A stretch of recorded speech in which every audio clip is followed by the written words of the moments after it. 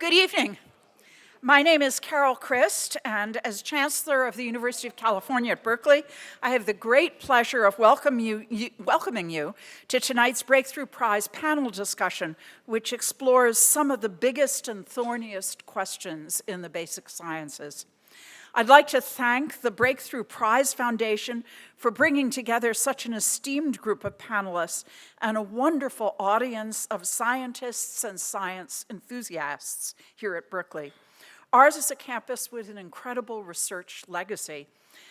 E.O. Lawrence's first experiments with the cyclotron, which helped us discover the fundamental structure of matter, were held just east of where we now sit, across from the Greek Theater. Down the road in Gilman Hall, Glenn Seaborg discovered plutonium 78 years ago. More recently, this campus saw Breakthrough Prize laureates Saul Perlmutter, Jennifer Doudna, and Ian Agol all conduct groundbreaking work that upended traditional thinking within their disciplines and has had ripple effects for all of society. UC Berkeley is also honored to play a role in the Breakthrough Listen initiative, represented this evening by Dan Wertheimer in the audience. Breakthrough Listen is the largest scientific research program aimed at finding evidence of civilizations beyond the Earth. The pursuit of new scientific knowledge feeds our sense of adventure and our passion for discovery. It also unlocks the secrets of nature, often providing insights that help us address crucial challenges, sometimes in unpredictable ways.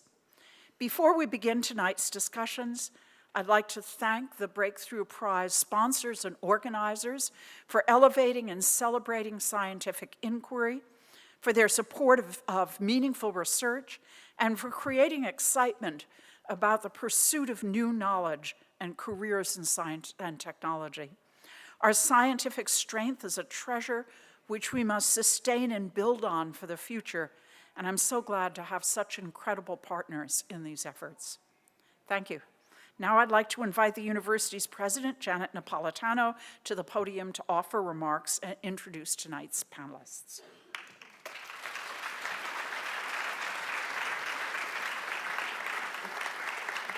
Well, good evening, everyone. On behalf of the University of California, I am delighted to join UC Berkeley Chancellor Carol Christ and UCSF Executive Vice Chancellor and Provost Dan Lowenstein in welcoming you here this evening.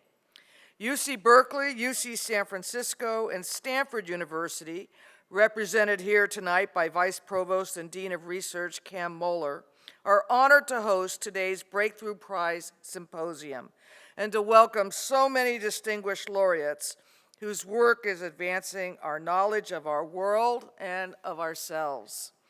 I would also like to thank the Breakthrough Prize Foundation, as well as Yuri and Julia Milner, Sergey Brin, Priscilla Chan and Mark Zuckerberg, Ma Waten and Anne Wojcicki for their investment in transformative advances in research that will benefit humanity for generations to come.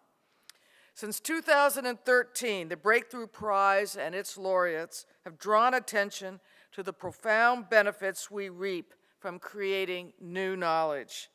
This year's laureates are no exception. They are searching not only for answers to some of humanity's biggest questions, but also for practical solutions to the most difficult challenges our society faces. Their discoveries have major implications for the treatment of disease, the future of quantum computing, cryptography, clean energy technology, and more. And it's no accident that many of the discoveries and applications explored here today have their roots in university laboratories and classrooms. Throughout history, universities have nurtured robust interdisciplinary exploration of the universe, from nanoparticles to the largest galaxies. And in turn, visionary scientists like those honored this week have explored new fields of knowledge and developed innovations that have made all of our lives, and indeed our planet, better. Today's symposium has been a testament to the tremendous value of nurturing celebrating, and most importantly, investing in this type of scientific inquiry, not only to reveal fundamental truths about the workings of the natural world, but also to generate new science-based technologies with the potential to further improve the human condition and the economy. Now, no one is better suited to today's conversation about the transformative potential of scientific research than the laureates themselves. So I am pleased to introduce tonight's panel discussions, which will explore some of Stephen Hawking's big questions about life, science, and time travel. As Hawking declared in an interview a few years ago, there is no aspect of reality beyond the reach of the human mind. Indeed, there has never been a more important time for us to contemplate and understand what science is telling us about our future and the challenges and opportunities that lie ahead. So please join me in welcoming Dr. Derek Muller, who you may know from his YouTube channel, Veritasium, and our first group of panelists to begin tonight's conversation. And in the words of the motto of the University of California, Fiat Lux, let there be light. Thank you.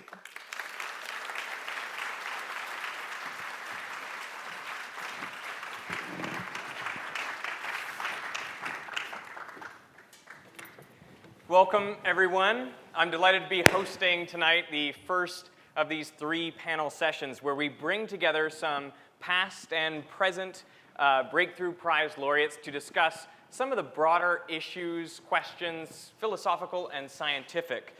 Now, this year we are celebrating the life and work of Stephen Hawking, who was, of course, a giant of physics, a personal inspiration to me. I still remember reading A Brief History of Time in my teens. You guys as well? Yeah.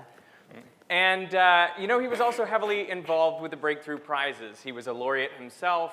He was often involved in collaborating on the prizes, and he was part of the Breakthrough Initiatives, which are a series of space science programs investigating life in the universe and interstellar travel. Now, this fall saw the publication of his last book, which is Brief Answers to the Big Questions, and we're going to be drawing from this book for the big questions that we're taking on tonight in these 3 panel sessions. The first one that we will be taking on as a panel is time travel possible? Is it? If anyone will look at the program from today, this panel session was scheduled to run at 5:30 a.m. The answer is clearly yes, we can all go home. Just kidding. Let me read a quote from the book. This is in Stephen Hawking's own words.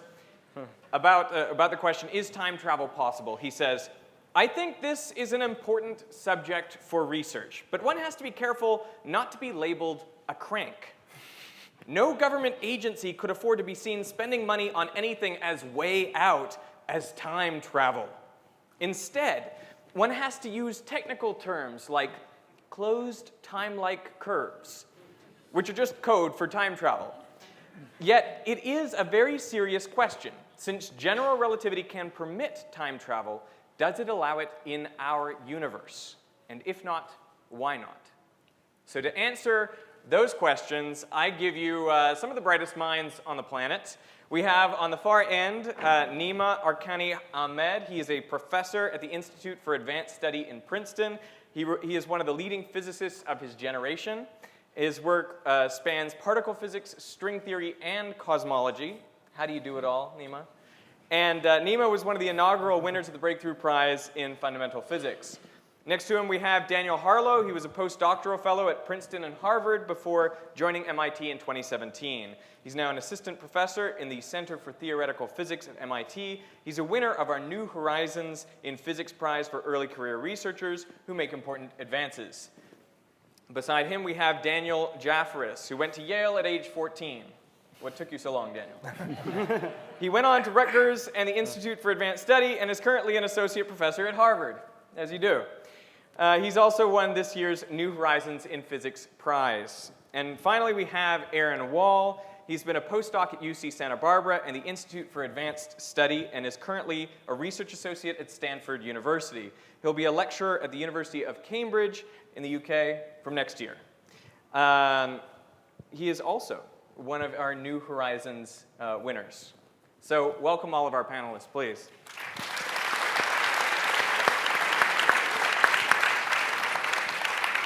So I want to start with a sort of real basic question about, and let me throw this to you, Nima, about the nature of time. What exactly is time? And let's start with the easy one. Why yeah, not? I mean, why not? Well, time is what stops everything from happening all at once. Well, I mean, time exists in the most obvious way. We've all known about it. There are lots of reasons. We'll get into it presumably at some point later in the discussion why we think time and space might not be as fundamental elements of reality as they obviously seem to be. But to begin with, time certainly exists. It's hard to forget about its existence at any time. I mean, you say it's hard to forget about its existence, but maybe let me throw this over to you, Daniel Jafferis.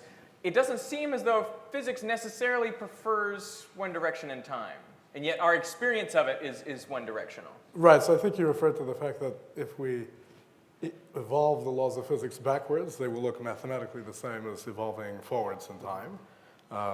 Up to some caveats, that's true. You have to switch some other things, and then that will be true.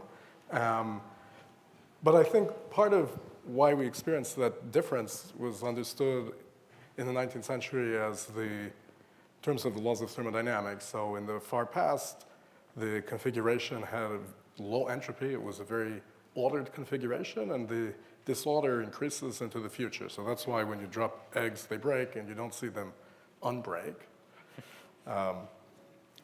It's a property of macroscopic systems. They're made of tons of particles, and they become more disordered over time. Right, exactly. But not just the systems, the initial state as well. The initial state is special. Yeah.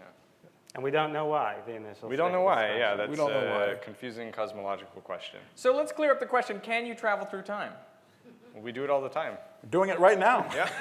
Watch is, Rather distressingly so. You know that. yeah. We are traveling through time. Are there ways to travel through time differently than the ordinary ticks of a clock that we normally expect? Aaron, do you want to take that one? Yeah, so there's, Einstein's theories of relativity say there's two ways to go through time faster.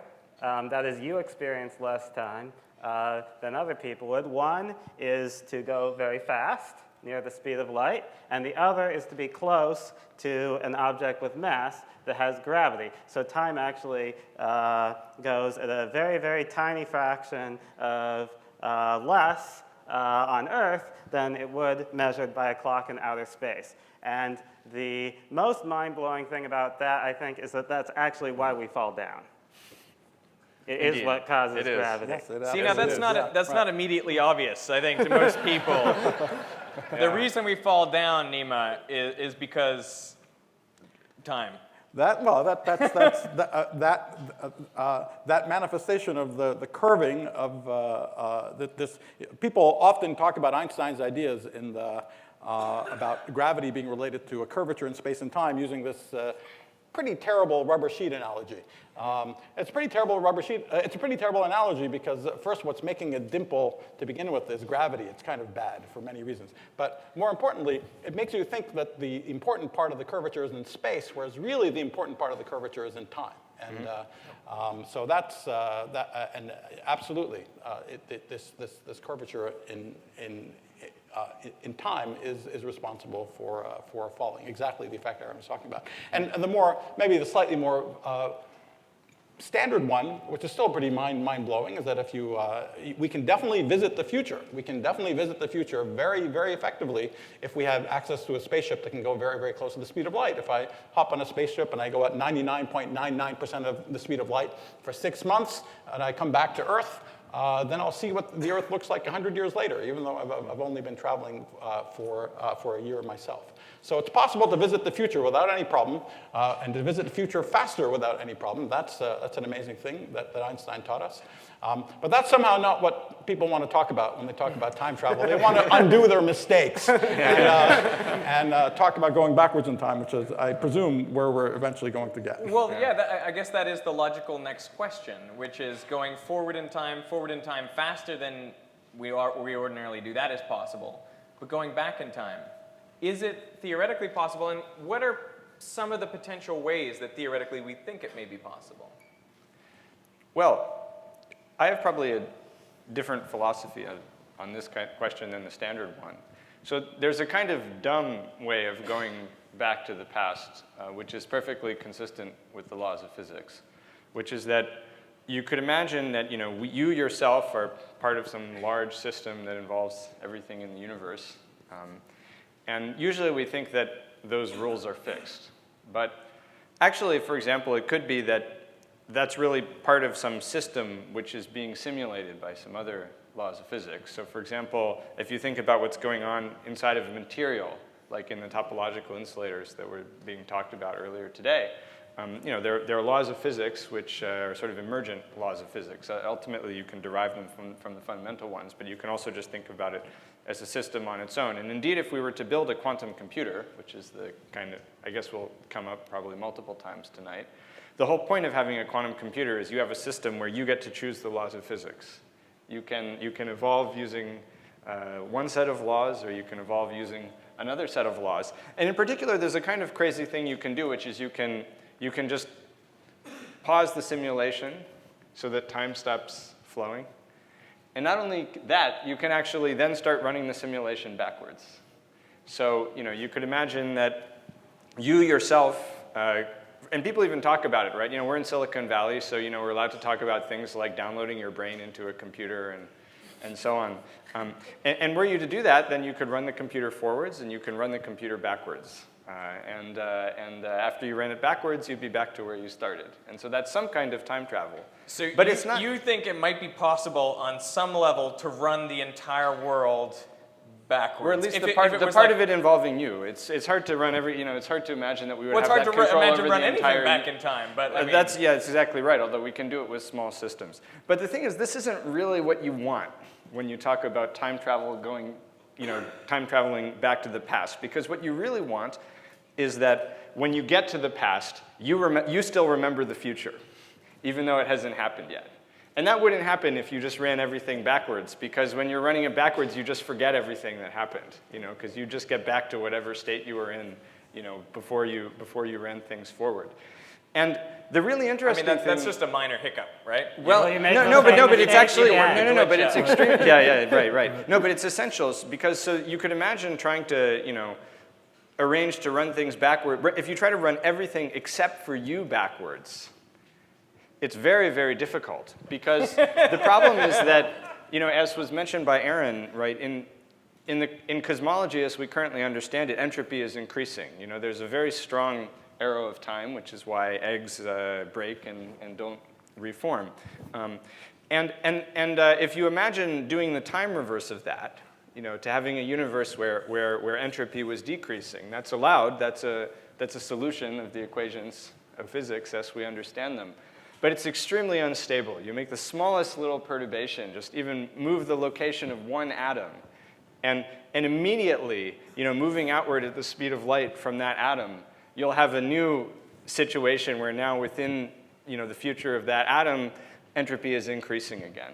And so this thing where you want to run yourself, run everything except for yourself backwards, that's that one small perturbation. Right. And so I would say really the reason why we don't think that time travel is possible is really because of this, the second law of thermodynamics.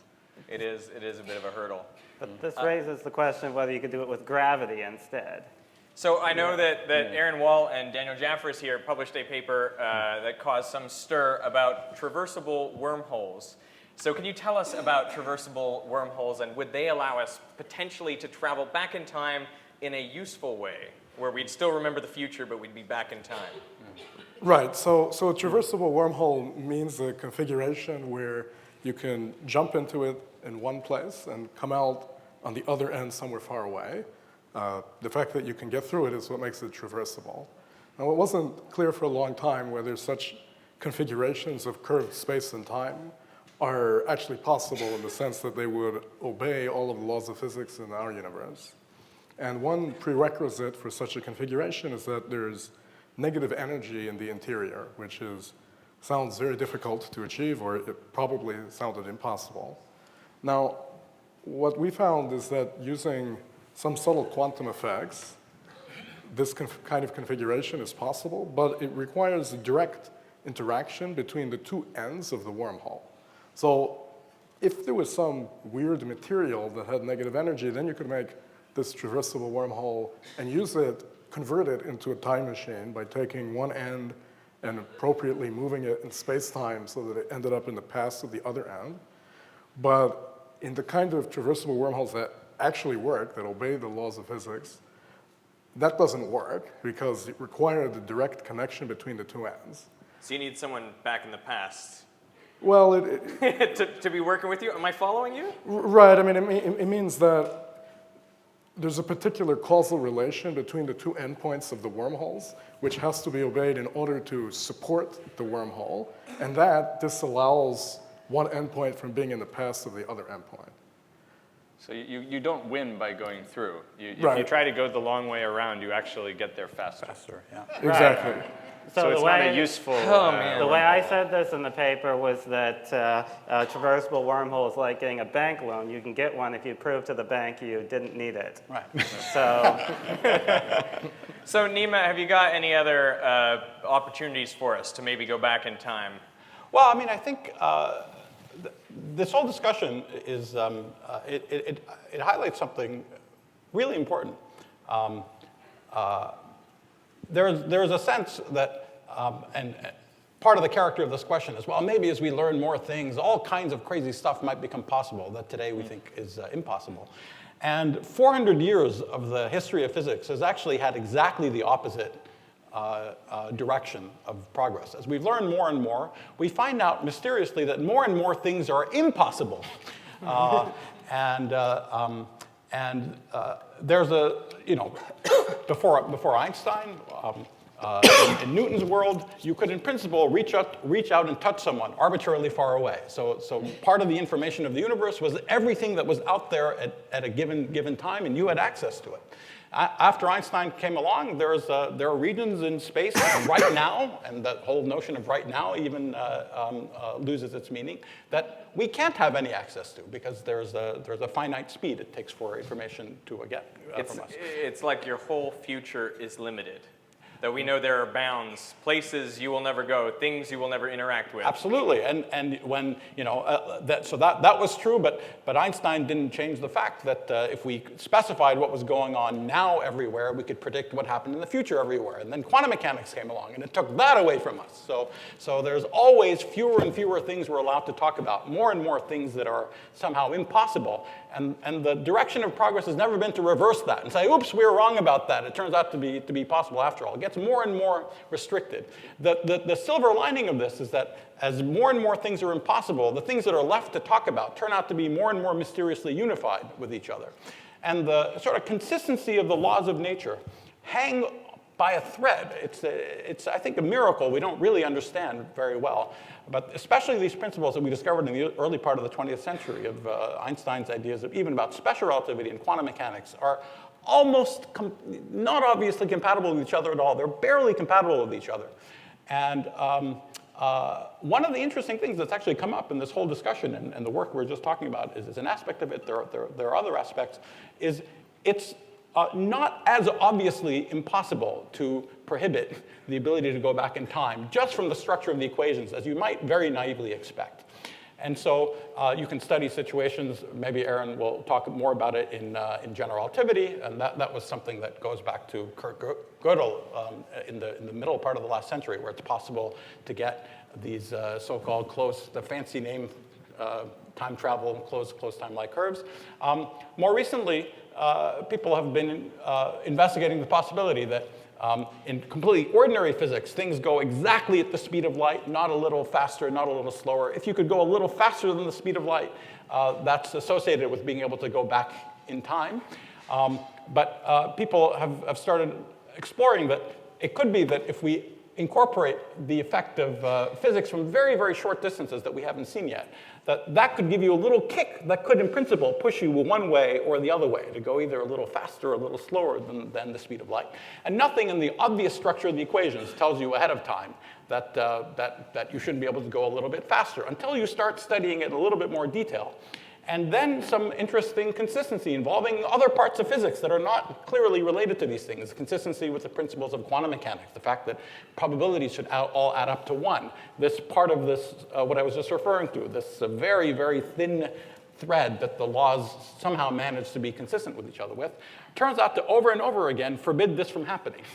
But the study of how, just barely. Yeah, that's what's really that's amazing. what's so Just interesting. barely, yeah. Exactly. So the study of why we can't send signals back in time turns out to be something interesting and is telling us surprising features about physics that we haven't seen yet. In that sense, there is a back and forth dynamic in physics about this question. It's a little like a joke I once heard where a man is falling out of an airplane. Fortunately, he has a parachute. Unfortunately, the parachute doesn't open. Fortunately, there's a haystack underneath him. Unfortunately, there's a pitchfork in the haystack. Fortunately, he misses the pitchfork. Unfortunately, he misses the haystack. So I don't know which of the two positions you want to call fortunately, unfortunately here, but it's actually important to say this to explain the dynamic of what's going on, because it's not just a simple, straightforward answer, time travel is impossible because of X. The history is more like, it's impossible because of X, but here's a loophole in X, but then the loophole is closed for this other reason, but then what about this situation? And we keep learning a little bit more about physics we didn't know about before by tracing this question. It's surprising how fruitful it is to think about this. So as an example, Stephen Hawking proved a theorem that says, roughly speaking, that if you don't start with a time machine in general relativity, you can't build one. But his theorem has some assumptions. One of them is that it's a classical general relativity theorem, which means we aren't taking quantum mechanics into account. And another assumption is that all of the energies are positive. There's no negative energies. Now, we know if we do take quantum mechanics into account, there can be these negative energies, even though they have to be balanced by positive energy somewhere else. So it becomes a more delicate question. So when I was a grad student, I wrote a paper where I argued you could extend it to the quantum level by using another idea of Stephen Hawking's and relating it to the second law, the thermodynamics of event horizons. That if you could go back in time, you'd have in a closed time-like curve, over and over again, you'd have your sort of own personal event horizon. It would violate the second law. So that's an example of this dynamic. On the other hand, in the same paper, I argued this ruled out traversable wormholes, and nobody liked that. And then when I wrote a paper with Dan Jaffers and his grad student, Ping Gao, that there can be traversable wormholes, people were much more excited by that paper.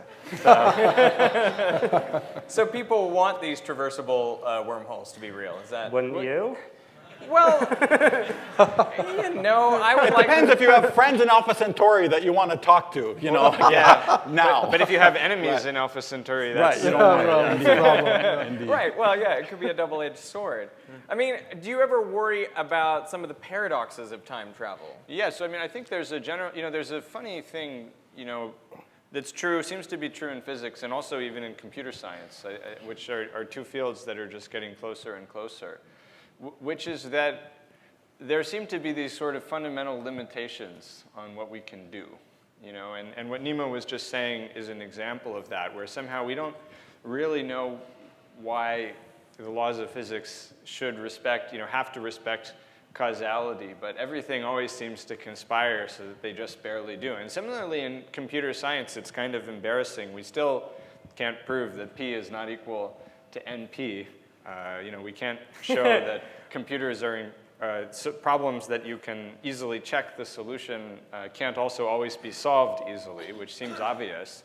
But it's the same kind of thing where every time you have some clever idea about how finally you're going to show that P equals to NP, it doesn't work. It works only in the cases where it just barely can't be used to show that P equals NP. And so there's this, it kind of gives you this sense that there's some humility there, that if these things were worked out differently, everything would be different, right? I mean, what does physics mean? Physics means that we take the state of things as we see them now, and we try to predict what happens next. That's just somehow every kind of physics. That's what we're trying to do. But if you could violate causality, then that wouldn't be a meaningful question. It wouldn't even. It would be like just our whole experience of the world is that, we're gradually learning more as we go through time and trying to adapt our views to be consistent with what we've learned, and all that would change. I mean, I don't even know what it would mean or what it would feel like, or whether we could be conscious, Do you think in a world with time do you travel. think it would be the kind of thing that as soon as a time travel device were invented, allowing you to go back in time, you would disrupt the flow of all of the events that led you to create that time travel device, therefore you couldn't go back in time? Is that even? No, I don't think so. I mean, there are consistent solutions of general relativity where there's a closed time-like curve, and just somehow everything conspires so that when you get back to the same time, it's all the same as But before. in the general theme of what we're talking Yeah. about, one of the things about those solutions is that to do something useful with it is just to go back and stop something terrible from happening, or something. You have to add a little perturbation to it, not just this perfect. And they're horrendously unstable to these tiny perturbations. So, Right, so this business that the obvious paradoxes will not happen, cannot happen. But what's very interesting over and over again is that it's less obviously forbidden from the get-go than as you might think. And actually, one thing I want to emphasize, since it's been brought up a couple of times, but I want to emphasize how sort of fascinating it is. This question about moving forward in time, the inability to go back and kill your grandmother and so on, these are questions that you could have wondered about. Well, you could have wondered about them 5,000 years ago. We could have wondered about them certainly within the context of classical physics, and people did. When you see the things that's actually making it hard to make these time machines, even classically, something Aaron alluded to, it involves seemingly obvious properties about energy, that you can't make energies negative, they can only be positive, and so on. Then quantum mechanics comes along and allows naively exceptions to these things. And so it's quantum mechanics that opens a whole new world of sort of possible ways you think you might get around this. But over and over again, the interesting correlation that we see is that while quantum mechanics lets you do things that classical physics doesn't let you do, there is a strong correlation between this idea of moving forward in time in classical physics and the idea in quantum mechanics that while the world isn't deterministic, probabilities always have to add up to 1. Okay? And those two ideas are not obviously related to each other ahead of time, but they end up behind the scenes supporting each other in a fascinating way. Yes, and I think, I mean, this is maybe, it's not orthodoxy in the field, but I certainly think that this is one of many, many clues that there's a very deep relationship between time, space-time, and quantum mechanics, and that they're somehow behind the scenes more closely tied to each other than they appear. Well, these days, many people say that entanglement is geometry, right? Well, but not just for space, but in time as well. Let me stop you with Right. entanglement is geometry there. And I want to go down the line and just get a quick yes or no. I'm going to ask you to lay your biases out on the table. Do you think that humans will ever create a sort of time machine in the way that most people think of it? What do you think? Yes or no? I think if you want to get younger, you should talk to the life sciences people. Daniel Jaffrus, Yes, time travel, yes or no? I agree. No, we won't have a time machine of that time. Nope. Nope. Depressing. Is time travel possible? No. Not if you want to go back. And with that, I want to thank all of our panelists, and we have no more time, so we're going to hop off the stage. Thank you so much.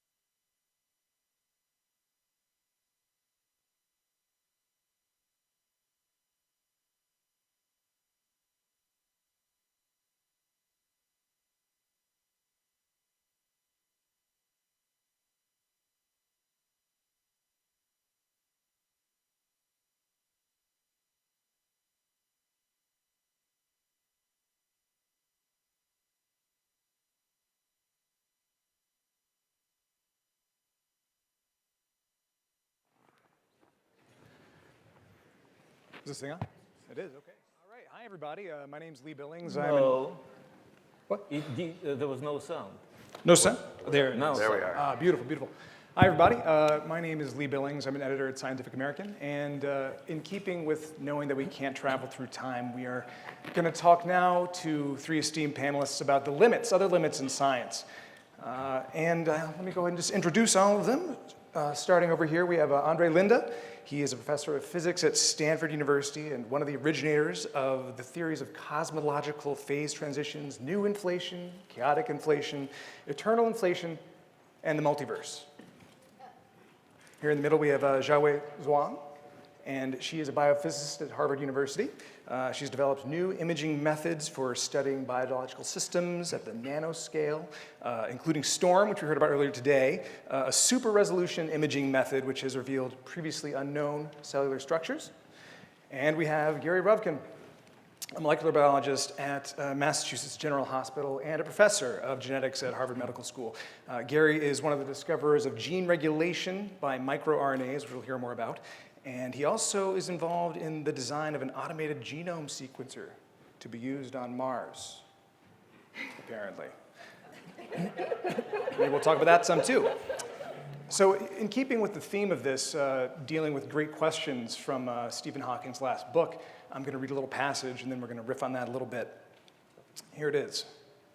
I don't believe in boundaries, either for what we can do in our personal lives or for what life and intelligence can accomplish in the universe. We stand at a threshold of important discoveries in all areas of science. We will find out what happened at the Big Bang. We will come to understand how life began on Earth. We may even discover whether life exists elsewhere in the universe. That last question, that's for the next panel, so we're not going to cover that. So that kind of brings me really to the question, the opening question here, which is, do you agree with that? Do you agree with Hawking's optimism that we're going to figure out what exactly happened at the Big Bang, or that we're going to figure out exactly how life started on Earth? Andre, maybe we could go to you first for the cosmological big picture. Do you think that that's feasible? And if not, why not? What are the obstacles, the limits? How exactly we probably will not know, and that is one of the reasons is exactly what Hawking did. He said, for example, that if you have a black hole, you will never see what happens inside. And if you jump to the black hole, then you will never say others what happens there. So one part of modern picture of cosmology is inflationary theory, tells you that the universe originally experienced the stage of accelerated expansion. And this expansion formally have been described by something like you are living surrounded by black hole. Okay, it's a bit strange to imagine, but the thing is that you see only some part of the universe and you do not see anything outside of this part. So you will never have access to what happens sufficiently far away. And the same thing prevents you from knowing exactly what happened at the Big Bang. You see only something which happened long after the Big Bang, and you have no access to what happens at the Big Bang. Or at least this is to the level of our present understanding, and our present understanding changes. So how far back can we look? How far into the universe's history can we see? 10 to the minus 35 seconds after the, we cannot see closer to 0 than this 10 to the minus 35 seconds. Up to 10 to the 35 cannot. After 10 to the 35, everything is simple. Okay. To a biologist, that's everything. Yeah. and 10 to the minus 35, what is that? Is that like a trillionth of a trillionth of a? It's a billions of a billions of a billions of a millions of a second. Okay. And that's approximately. All right. Approximately. And have we actually reached that limit yet? How close are we to getting there? We actually see right now on the sky using this cosmic microwave background radiation experiments, Planck satellite, WMAP satellite, we see the processes which happen there. We see some spots on the sky which have been produced from quantum fluctuations which were created at that time. And then these quantum fluctuations were stretched all over the visible part of the universe, and you can explore them, you can study them, you can check, and use them to, well, to verify or disprove different models of inflationary theory. So you can study it really.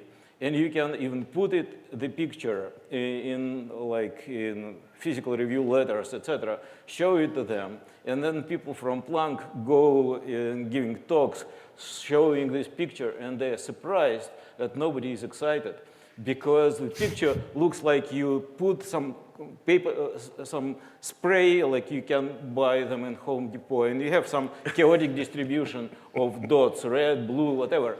But what is important that by looking at these spots, they see the quantum fluctuations, which have been produced at this 10 to the minus 35 or so seconds after the beginning of everything, if the beginning exists. There are some small questions, but Small minor questions. And as for inflation, I mean, how far do you think we're towards really proving that as a... what? Well, confirming that inflation actually happened versus just having it be a... Okay, the first thing that proves that inflation happens is that we are around. Because if not, we would not have enough space. Okay, our space is practically flat. What I mean that the curvature of the universe is still there, but three-dimensional part is practically flat. Like parallel lines do not intersect. If you start with any genetic model of the universe, it will become very, very clumpy and curved, and parallel lines will intersect or diverge, and we would see it. They don't. And then these small, tiny spots on the sky, which is you can produce using Home Depot spray, they will never mimic exactly what happens on the real sky because they have some specific spectrum of fluctuations, which are drawn like a curve like that, okay? And this curve, people from Planck, they put a spot here and spot here and spot here, and each of the spots is experimental data. And the curve is something which inflation predicts. So you have many, many spots through which this curve goes. So it's like you have many experiments effectively showing that there's something magical about the theory which probably predict all of these places which you go through. So I see. And so you're actually kind of a pessimist then about fulfilling Hawking's dream of really knowing exactly what happened at the Big Bang. We're not going to get all the way there. We're going to get up to the 10 to the negative 35th. And then you know what Einstein said once? I better be optimist but wrong rather than pessimist but right. So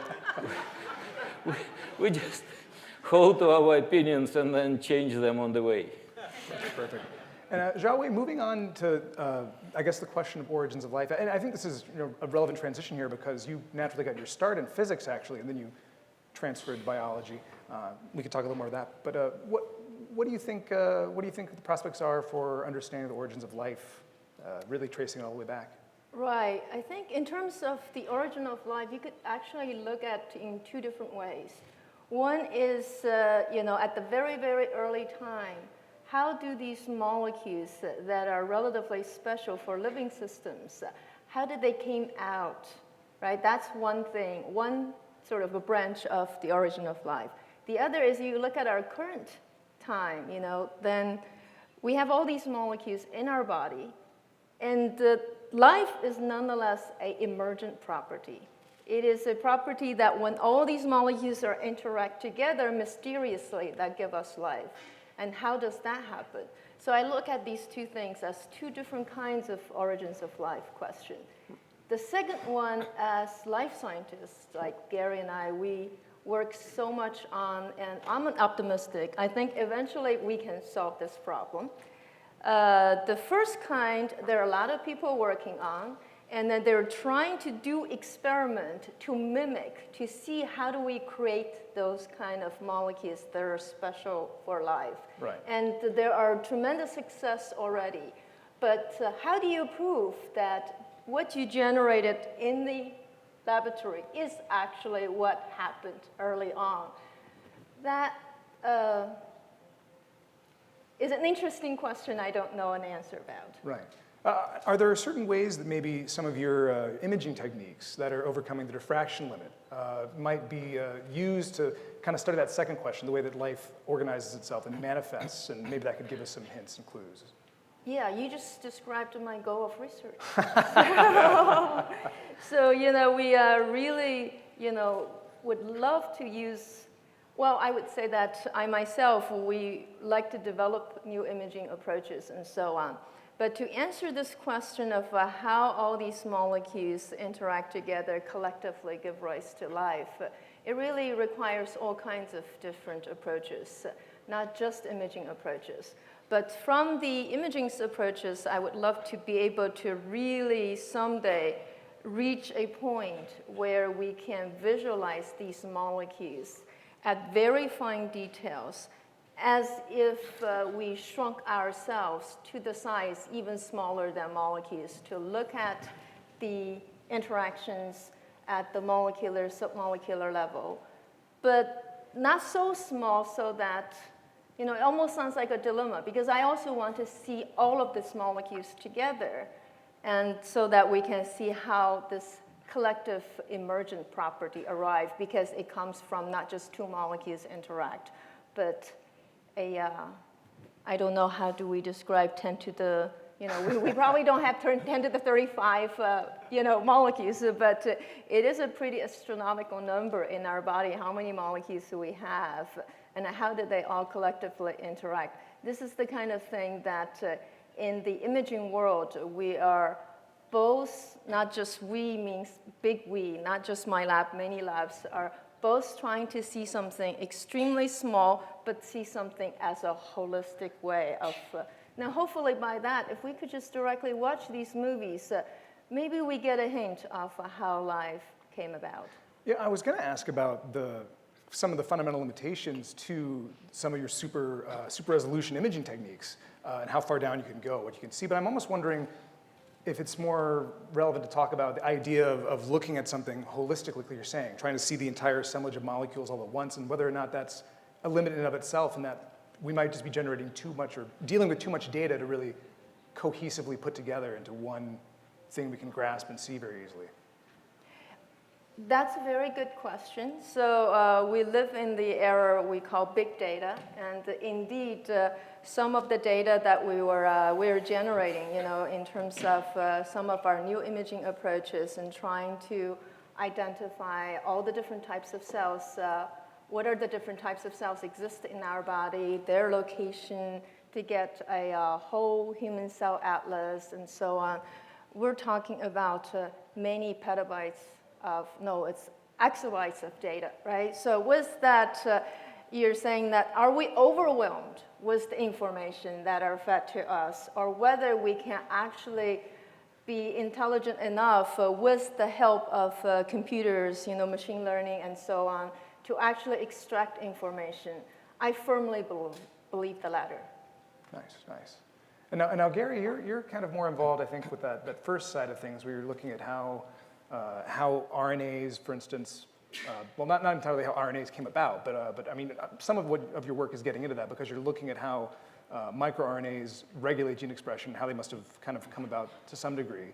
And so is that's relatively accurate, right? Well, modern genomics is a historical enterprise in the sense that by reading genomes, you're reading history. It's a form of archaeology, really. And it didn't have to be, but living in our genomes are remnants of a past world, the RNA world, that is clearly the precursor to the current DNA world. And it's still alive. Even though DNA displaced it in many, many, many ways, you could see the evidence of the past world in the script of our genomes. And this is the wonderfulness of modern genomics, is it's accurate to 1 part in a billion, and it's reading all these scripts, all these Rosetta Stones, and revealing our past in amazing ways. And the funny thing about scientific discovery that I think the public never really gets is usually when something is true, it's true in 100 different ways. It resonates with a bunch of different things. And so You know, when these RNA enzymes were found, it was like, oh, this would explain, you know, the origin of life. This would explain the first replicase. This would explain so much, you know, and so it was almost obviously true, and almost not, there was not as much doubt, because it's not like some weird fact. And in one sense, genomics, in my mind, has a lot of similarities to astrophysics, where there's surprises that come up that you didn't expect, and they're wonderful, and you need to explain them. But often the explanation is right there. You know, it's just obvious. Speaking of surprises, kind of going back to you, Andre, one of the consequences of inflation seems to be this idea of the multiverse. Now, is that fair to say that's a surprise that came out of inflation? Well, it was a shock to me, really one of the strongest emotional feeling in my life when this realization came. But people were preparing for that. There were several different people are trying to do this. They wanted to understand whether the universe can exist only in one copy, etc. And the prevailing point of view was that, yes, of course. In fact, Einstein in '49, he had written in his biographical notes that he would like to prove a theorem which, and that is just amazing, how the person, his own intellectual honesty doesn't allow him to say more than he can. He said, to prove a theorem which is not based on anything but faith, on intellectual, on, well, comprehensibility of our universe, so that there is only one system of laws which is logically consistent, and every other theory just impossible, etc. So he was trying to prove that. And he also invented something which is called cosmological principle, which explains why the universe must be everywhere the same. And I used to make a joke that some people who do not have good ideas, they have principles. And then I learned that it was suggested by Albert Einstein, so I stopped. But it is just, you know, you see everywhere the same. You see the electron mass to the right and to the left of you is the same. Electron charge is the same. So it is like a constant. You know that the electromagnetic constant practically does not change with enormous accuracy, like 10 to the 15, whatever. Anyway, this is a constant. So what we are learning that some of these constants, they depend on other things. They may have environmental origin. So there may be parts of the universe where electron mass is different, and in fact, there is no electron there. And mass of the proton and neutron are also different from what we see right now. And in fact, only if we assume this, we will be able to understand many coincidences which otherwise have no real physical explanation. But this looks like a pipe dream. Okay, give me many universes. One is not enough for you, okay, can you go to a shop and buy another one? No, the assumption was that this is how it is. But what we learned is that to create the universe in the theory that we are developing, inflationary cosmology, to create the universe, you do not need much. You can have less than 1 milligram of matter, and then suddenly create all the world with apparent contradiction to the energy conservation, which is not contradicted here, but it's complicated. Anyway, so the point is that if we can create one universe, then why not two? And then quantum fluctuations can do it for you. So you have a pink universe, and then suddenly some part of it becomes green, and some part expands exponentially, and inside it, blue area. And by pink, blue, and green, I mean different realizations of laws of physics. Like you have water, and water is H2O, liquid water, but also solid water. And just imagine that the captain of the ship believes that water can be only liquid. And then, well, sometimes at night he crashes into iceberg. So one should be prepared for different options. And once you start being prepared and see that these options really exist in the theory, then suddenly you say, oh my God, Now I understand why vacuum energy is so small, tiny. This was discovered, well, by some people who work here and in present Pernuder, others. So it was sensational discovery of 98 that we have tiny energy of vacuum which has no explanation. People were trying to find explanation for why energy of vacuum is equal to 0, maybe some symmetry, whatever. For decades we're trying to do, we failed. Now we found that we must explain why it is almost exactly 0, but just a little bit non-zero. And the only explanation for that, if it were too large, then we would be dead because the universe is expanding too fast. If it were negative, we would be dead because the universe collapses. So it's just right. But for that, you would need to have a pink universe which will die because cosmological constant vacuum energy is too large, and another universe which would die because whatever.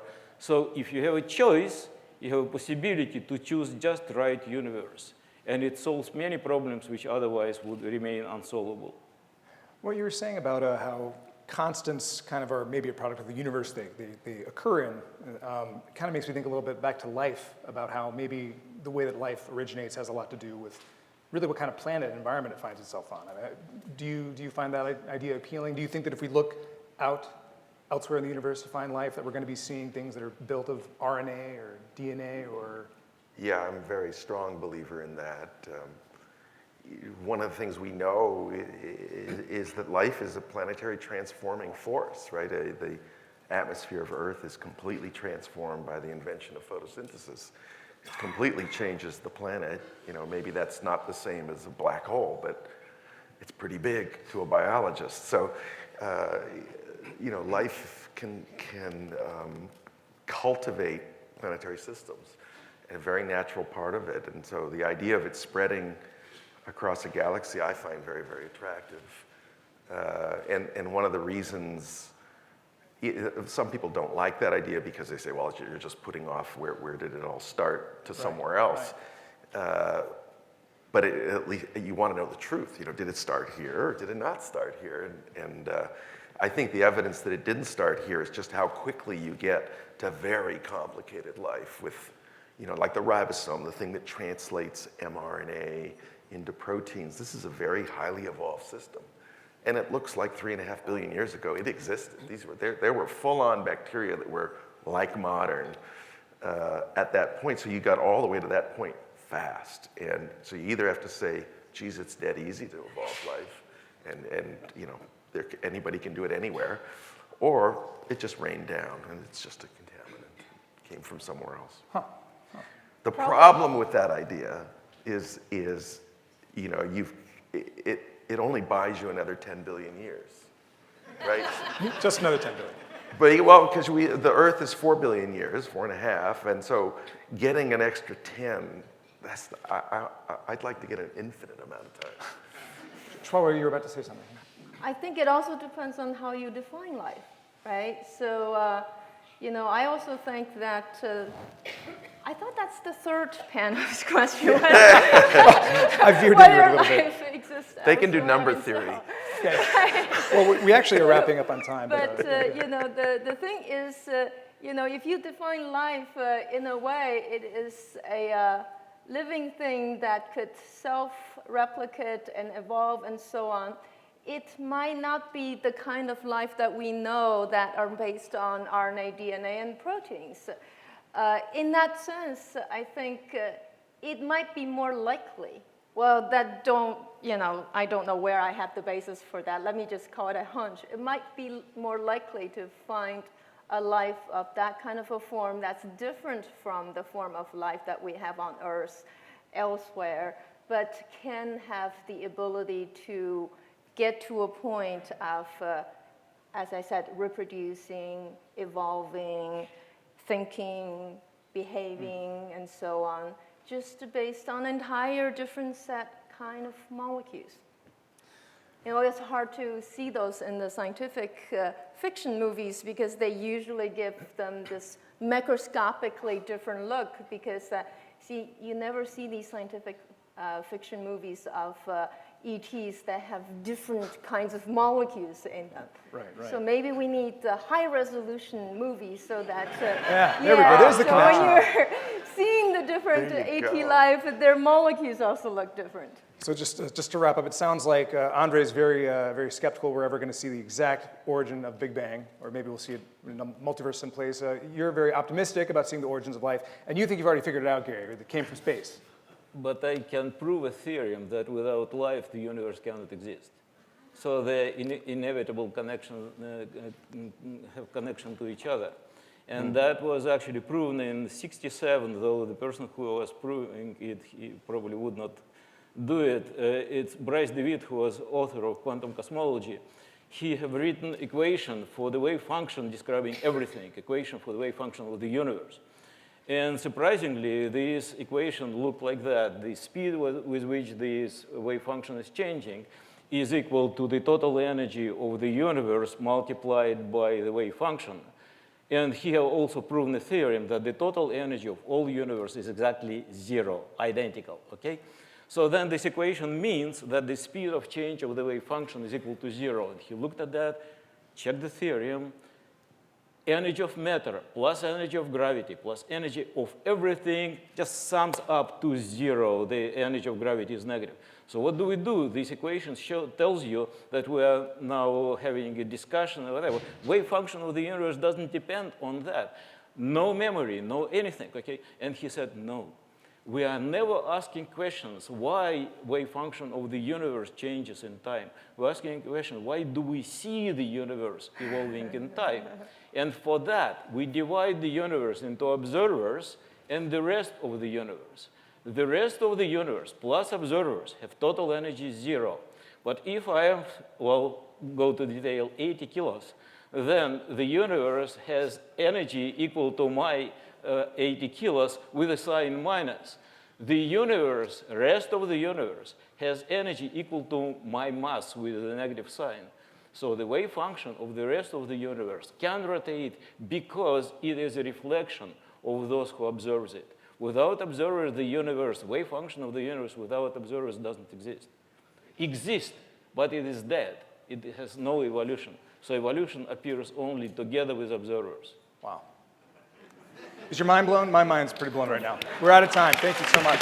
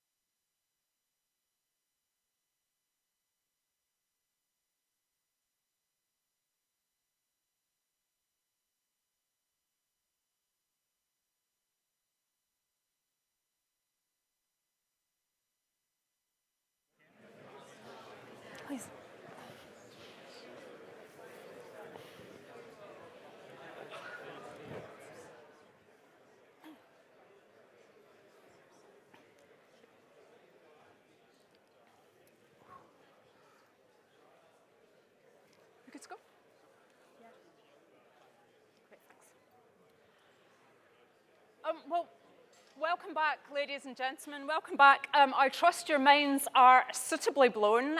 So for our final panel discussion, we're going to bring it back to a question that's perhaps a bit more tangible, and that is there life elsewhere in the universe? And joining me on stage tonight is a very British lineup. You'll get to experience the full range of British accents, but I'm delighted that the panelists joining me on stage are Jocelyn Bell-Burnell, who is an astrophysicist and Chancellor of the University of Dundee, and a visiting professor at the University of Oxford. She's led numerous organisations, including the Institute of Physics and the Royal Astronomical Society, and among her many, many achievements, she discovered pulsars, opening up a new branch of astrophysics. And we honoured Jocelyn's achievements last night at the Breakthrough Awards, where she received a huge standing ovation. John Hardy is a geneticist and professor of neuroscience at University College London. He discovered mutations in the gene that causes early onset Alzheimer's disease and formulated the most successful model of the disease so far developed and won the Breakthrough Prize in 2017. And finally, Kim Naismith holds the Whiteley Chair at the Department of Biochemistry at the University of Oxford, where he's done seminal work on cell division and the molecular structure of DNA, including the loop extrusion hypothesis for how DNA is folded up into chromosomes. And he won the Breakthrough Prize in 2018. So like the previous panels, I'm going to start off with a quote from Stephen Hawking's book, about the question of, is there life in the universe? And the quote is, "There's fossil evidence that there was some form of life on Earth about 3.5 billion years ago. This may have been only 500 million years after the Earth became stable and cool enough for life to develop in the universe, and still have time left to evolve into beings like us, who could go on and ask about the origin of life. If the probability of life developing on a given planet is very small, why did it happen on Earth in about 1/14 of the time available?" Kim, when we think about the phenomenon of life, we've only got one example to work with. How much do we know about when and how life got started here on Earth? Well, there's a very simple answer to that. We have absolutely no idea. Up until now, we've really been listening to sort of people who are theoreticians. And I think what we've got here are very different kind of scientists. And really, we're empirical scientists. And you, like Jocelyn, nobody was looking for pulsars, but you went. It was always, all the great discoveries in science and the driving force of science is finding things that your existing knowledge can't explain.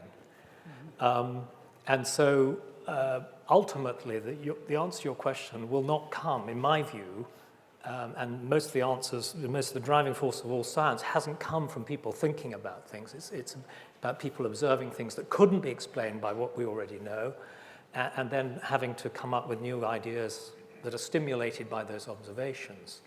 And the real problem with the origins of life is we can't make the sorts of observations that will stimulate the scientific process. That's the fundamental problem. And we can cook things up in the laboratory and say, well, we can simulate what we think might be going on, but you will never know, because in the process of doing that, you're doing something that will always be making you happy. You say, oh, look, I've simulated something that could have led to the origins of life. But it's almost impossible to do those sort of experiments and get a very surprising and unexpected result. But it's those that are the things that drive our knowledge and that drive the scientific process. And by definition, you can't do that unless you can actually observe it. That may be a very, I'm making a very sort of extreme point of view, but we have to be able to observe these things. And that basically means we've got to find it somewhere else, I think, before we can start to think clearly about it. So on that point, I mean, Jocelyn, we've just got one example, but based on our one example, we know that planets are good homes for life. How hospitable is the rest of the solar system? Actually, our understanding of what hospitable might be is changing. It used to be felt, well, the planets either side of us, they're really a bit dodgy for life for various reasons, and stuff beyond that, well, forget it.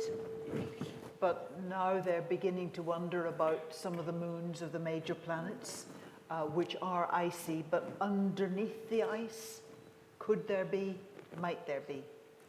So we're in quite a state of flux, I think, in terms of the solar system. But actually, I think we also need to look wider, because we're now finding lots and lots of planets around lots of other stars. So this is something that's happened very much in our lifetimes. Absolutely. So, you know, how many planets do we know about, and what's our sort of state of our knowledge of those planets? Well, the number's going up very fast, because there are missions like the Kepler mission that are finding a lot of planets. But as of the 1st of October, it'll be bigger now, but as of the 1st of October, 3,851 confirmed planets, and a number of them are in multi-planet systems. So there's 2,871 systems. So quite a few have multiple planets. And that's just from the small patch that Kepler's, largely from the small patch that Kepler's been observing. So you can safely say, typical observation of the night sky outside a city, you see about 6,000 stars. You now say to yourself, I can say 6,000 stars, but there's more than 6,000 planets out there. So, Kim, if we found life elsewhere, would you expect it to be based on wildly different types of molecules? From you know, would it be based on carbon? Does it have to be carbon-based life? I'm not a good enough chemist to give you a sensible answer on that. I think that most people think, yes, it would need, you need compounds like carbon, and there's only so many elements out there. And I think the real question is would it, even if the chemistry is going to be different, will the principles be the same? That is, will it have to be, all life on this planet is cellular. We do know that you can have compartments inside cells that can maintain a certain identity which don't have membranes around them. But I think most biologists would probably say that, that probably the evolution of the cell is fundamental, and that if we find life elsewhere, it will also be cellular. And if you accept that it's going to be cellular, and you accept that you've got to have, in order for life to have evolved, you have to have an evolutionary system, and therefore you have to have a system of reproduction so the Darwinian process can work. So then you've got the enzymes, and this is the wonderful thing about the RNA world, is that they were capable of reproducing and doing enzymology, and that solved the problem that one had of how it all got started. But you've got still a fundamental problem, which is that you've got all these enzymes there that are self-reproducing, you've got the cells divide, but you've got this small number problem, and every now and then you lose one, and once you've lost it, a bit like Jared Steinman's book about what happens to cultures when they get too small. Once you lose information, you can't get it back again. And so you have this fundamental problem, which I think is going to be a universal aspect of life, is A, you've got to reproduce, you've got to be able to evolve, but you've also got to segregate such that you always maintain the information. And therefore, then you start beginning to ask, well, how do you solve the segregation problem? And that's probably where DNA came in, because it said, okay, we can't solve it by just having, you can either solve it by having very large cells, but that puts a number on the numbers. But as soon as you go down to a level where you could lose something, the solution is to have something that you have a repository of that information, which you then take enormous care to segregate, to ensure that and it contains all the information to make all of that stuff. And so my gut feeling, I'm a sort of optimist, is that if we find life elsewhere, and we will eventually, and we can actually study it, which is the big problem, I think, that we'll find that the same principles will apply. There will be universal laws of biology, just as we have universal laws in physics. I think it'd be very disappointing if they didn't emerge. And I suspect that even if there are alternative chemistries for making a substance like DNA, that you have to bear in mind, even if there are different chemistries, there will have been competition between them, and it could be that DNA is the winner, or RNA was a winner. And so even it could well be that there is only one solution, because there's only one winner in this game. And I can only think one of the good reason for wanting to live much longer than we normally allowed to live on this planet is one could live long enough to find out. Unfortunately, none of us will, but it's going to be one of the great questions in science.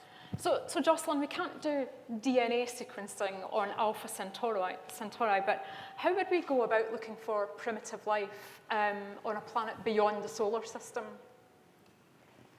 I'll answer that in a moment, but I'd just like to follow up something that Kim alluded to. Astrophysicists can study a number of molecules in space. The easiest ones to study are the smallest because they've fewer transitions. And one of the molecules we study a lot is carbon monoxide. They have detected carbon monoxide in some of the most distant objects we can view. And it behaves exactly the same as carbon monoxide here. So chemistry has been chemistry throughout the life of the universe. That seems a reasonably plausible extension of saying the carbon monoxide transitions have been the same billions of years ago as they are now. And that's at least one useful uncertainty pinned down. So how you might detect habitable? Probably actually by doing spectroscopy. I think you might pick up signals from intelligent life, radio signals. Oh, we'll come to that in a second, yeah. Yeah, but certainly you could look for example, you could look for the atmosphere of a planet, look at the chemical balance or out of balance-ness of the atmosphere. And if you find an atmosphere that's out of balance, that strongly suggests there's some biological activity going on, driving the atmosphere out of chemical equilibrium. Okay, so in the same way we heard earlier on about how photosynthesis has changed our atmosphere, or how we might see, we've seen on Mars sort of interesting signs of methane, haven't we, that might be attributed to biological origins. I know that's really kind of out there. That's out there, isn't it? Yeah. I mean, primitive life. John, it's a big step from primitive life to intelligent life, isn't it? So what are the major steps involved in going from primitive life to creatures that can do more intelligent things, like plan ahead or come to an event like this? Or Well, multicellularity is obviously a key change, and that happened pretty early. I think that intelligent life has evolved a couple of times here on Earth, and I don't mean. What I mean by that is, octopuses and squid and so on. That's a very separate tree of life to dolphins and humans, which might be one side of the tree of life. So I think that once life evolves, intelligent life, I think, is likely to follow, because life needs to observe light. What life needs to have an input from its environment, and all of those things are things which concentrate sensory organs together and bring, I think, nervous systems together. And then there's a kind of a competition again for the organisms, a Darwinian competition for those who do it most effectively. And I think that actually intelligent life is not as big a step. Well, I don't think intelligent life, of course, what we're worried about is whether we have intelligent life on Earth at the moment, frankly. But once once life starts, I think intelligent life is a very likely outcome. It's evolved separately several times on Earth. But is all that intelligence, human intelligence, dogs, octopuses, crows, etc., I mean, are they all running on the same sort of neural software? Sure. Octopuses are quite a bit different. They don't use alternate splicing. They use RNA editing. Their eyes, for example, are evolved entirely separately. It's a parallel. It's a convergent evolution. So no, I think that I think they're separately evolved. Of course, they're built as we have discussed on DNA, RNA, protein. So they're not entirely independent events to human evolution, but they are very separate. So that brings me to the next question: that how alien could aliens actually be? Do you think that any intelligence found elsewhere in the universe, will we inevitably have things in common? Will we have eyes, for example, and oh yeah, I think we'll have arms or trunks or yeah, other for sure. things? No, for sure. Look at octopuses. I think that when you look at an octopus, you're looking at something that is really quite different, but recognizable in its intelligence. So I think that one might expect things to be quite different, but have recognizable characteristics. Yeah, can I just qualify that slightly? I mean, I'm not disagreeing with you, but an awful lot of what the life will look like will depend on the spectrum of their star and what their atmosphere lets through. It's absolutely no coincidence that our eyes are geared to work where the sun's peak output is, or at least the sun's peak output as modified by the Earth's atmosphere. For instance, if it all were different and radio waves were the important wavelength, our eyes would be radar dishes, this far apart, and clearly our heads would be different sizes, and we might not be so viable. Yeah. So it does depend on the parent star as well. Do you want to come in there, Kim? Oh, it takes two to tango. So, Jocelyn, you mentioned, you talked about radio signals, and you're receiving the Breakthrough Prize this year for your discovery of pulsars.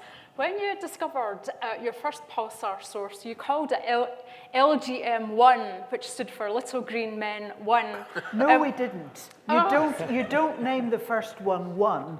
It's only when you've got more than one that you label it 1.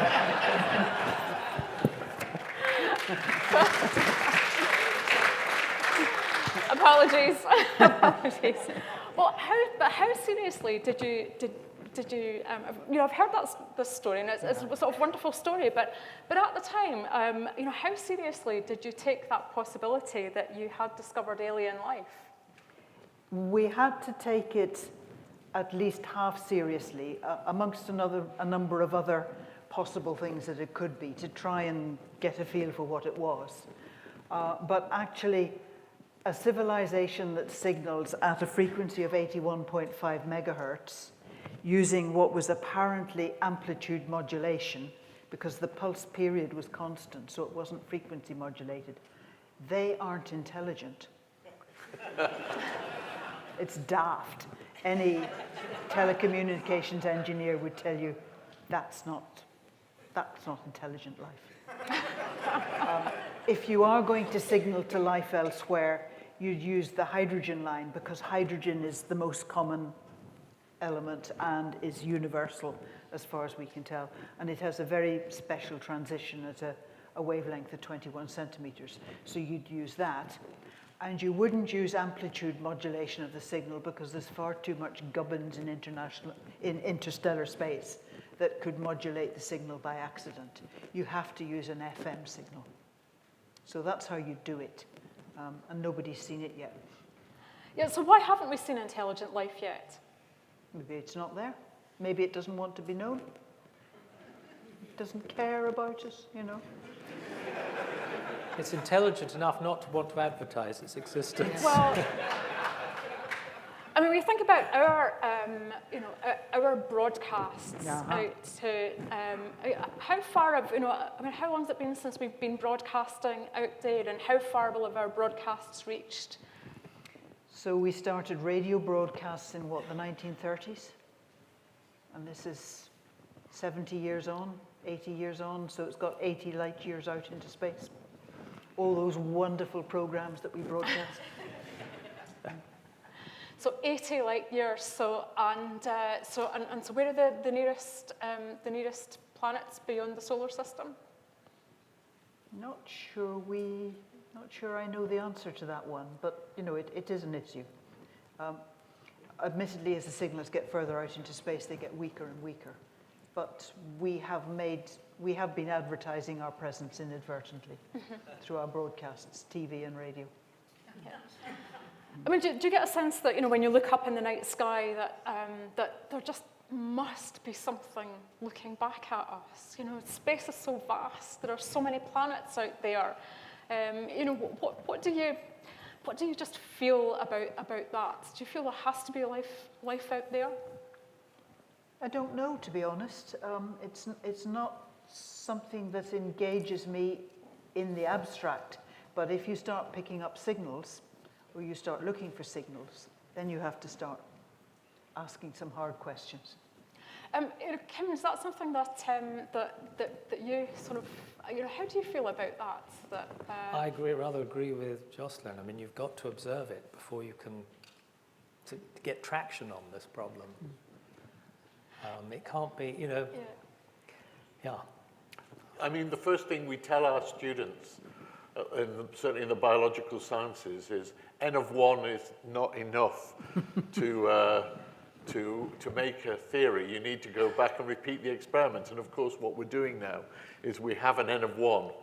But I mean, if I was to say my belief, and that because I think I tell my students if they've only done something once, it only amounts to a belief. But my belief is I think there will be things out there. I think they will be carbon-based for the reasons that Kim said. I think that the replication is going to be based upon hydrogen bonds because those are the only bonds which are both weak enough and strong enough, so to speak, to now allow replication. So I would say there are going to be carbon-based life forms whose replication method depends upon hydrogen bonds. There are going to be those out there.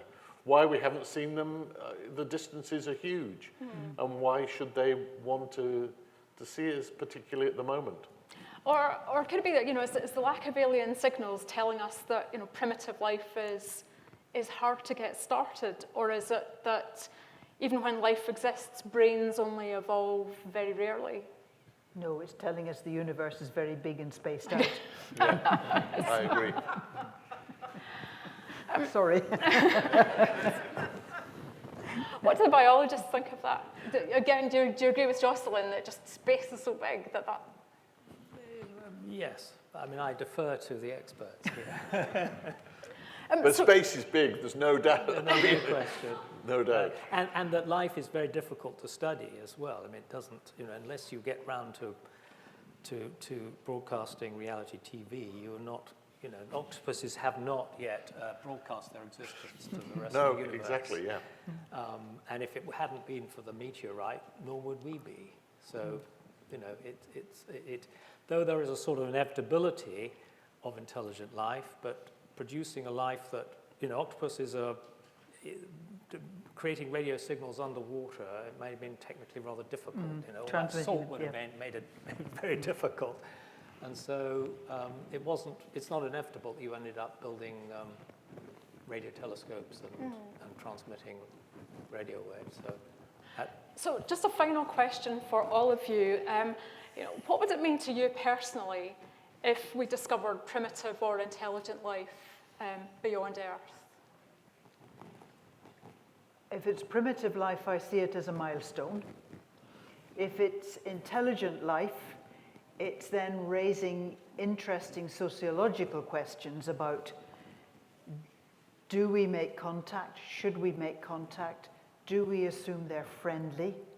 How do we, the Earth, get our act together to act as one body? I think the United Nations is meant to be in control of that, so. So do we have an official response?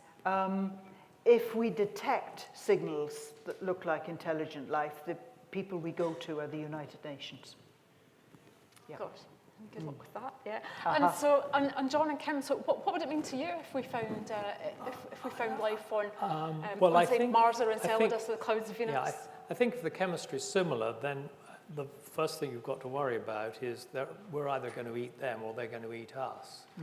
And so I'd be very worried that we're going to, we'd infect, we know this has happened because, through exploration, we brought in diseases that killed off, cultures and civilizations. So I think the worry is we'd destroy it or they'd destroy us. So that would be my major anxiety. But from what Jocelyn said, we could still know about it, but, it could still be far enough away that... well, that would be the best of all possible worlds. But will we be able to know enough about it if it's far enough away that we wouldn't destroy, that's... and John, what are your thoughts? Well, I mean, I think that discovering things similar to to bacteria and so on, which is possible on Mars and possible on some of the Jupiter moons, I think that would be a revelation because we would have got to an N of 2, and I think it would change our philosophy about these things enormously. Intelligent life, I just don't think we're going to, I don't think it's a question that this generation is going to have to deal with. But we are going to, it is possible that we will find primitive life even in our own solar system. That's for sure possible. And that will mean that we won't have these discussions because I think we'll then accept that there is life elsewhere, and that's going to be a big philosophical change, I think. There's one thing about these moons, they're very exciting, and they're going to have thermal vents, and that's maybe where we think life started. But my understanding, these moons, the moons that are most likely to have life on them, are actually very, very young. Yes. And that's the... Yes. I think that's the real worry, is actually they're really... I hadn't realized this until, a few months ago. That no, it's they're really very billion. Young indeed. Yeah, you have to have stability for, it sounds like a billion years of stability. Yeah, and they're only a few million years old or something ridiculously young. So that's the worrying thing. We might have to go further afield. So I'd just like to turn to the audience now. So having, you've heard from our panelists here. So if we could just have just a show of hands, I'm going to ask you a really simple question. Who thinks there is life out there in the universe? I'd say that was pretty, what would you say that was about even, say? So yeah, I think lots of optimists out there. Well, I think we've come to the end of our time. Please, I would like to thank our panelists, Jocelyn Bell-Burnell, John Hardy, and Kim Naismith. Thank you so much for your views and your contributions there. I think we've had an incredibly stimulating, mind-blowing evening. So I think if you could please put your hands together and thank all of our panelists that you've heard this evening.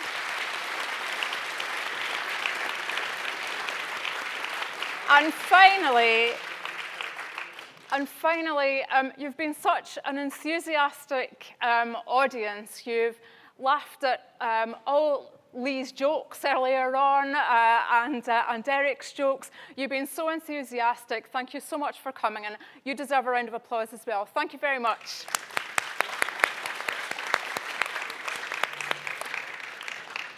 Thank you.